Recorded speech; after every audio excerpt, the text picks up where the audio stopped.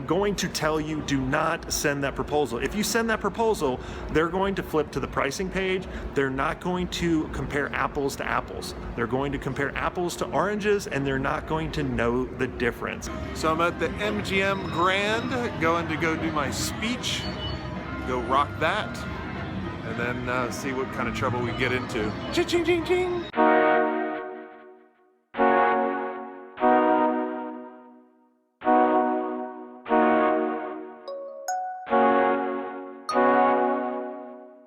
Happy Thursday. I am in Las Vegas speaking at a conference, and I just got done my speech, and I had a couple people ask me at the very end, Jason, everything that you went over was great, but it looks like it's a lot of work. And I had to pause for a second. I was like, yeah, no shit, it's a lot of work. And that's why you need to do it, because your competition's not going to do it. You got to constantly be innovating. Even if you're the leader right now in your space and you feel that you're the leader, you got to constantly be innovating. I mean, think of Blockbuster, right? They were dominating. They actually even had a chance to buy Netflix, and they didn't. They stopped innovating, and what happened to them? They're no longer in business. I had a lady come up to me that I used as an examples website of what not to do, and kind of really got on to me. It was kind of pretty funny. And I said, well, are you happy with everything that's going on within your business now? Do you want to grow? She said, I'm happy, I don't want any more customers.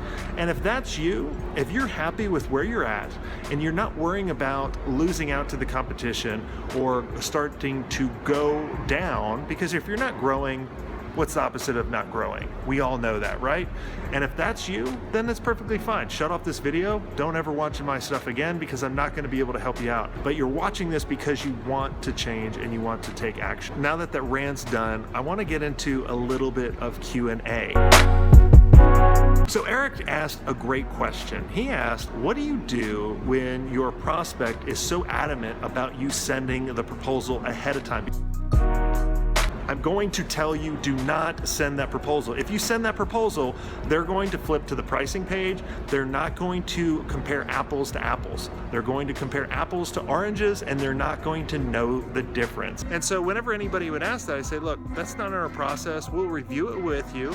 If you're adamant with us sending the proposal ahead of time, we may not be the best fit for you, and let us know. And then we would back out and we would walk away, because we use this as a tactic to get away a lot of people wasting our time, the people that were fishing for a proposal, and we'd see who's serious. The other thing that we would do a lot of times is position a paid discovery before we even got to the proposal stage. So we would walk them through what they're going to get, how it's going to work, and then we would send them to a landing page that described it all as well.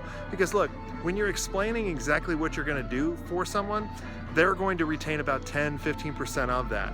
So if we can actually walk them through, if the page walks them through everything, they're going to retain a lot more, and then you're probably going to win the deal. And then you save the time from not wasting on the wrong prospect, as well as save the time for working on the proposal that was never going to close. Oh, my buddy Chris. It's hot in here. Hey, Swenk world.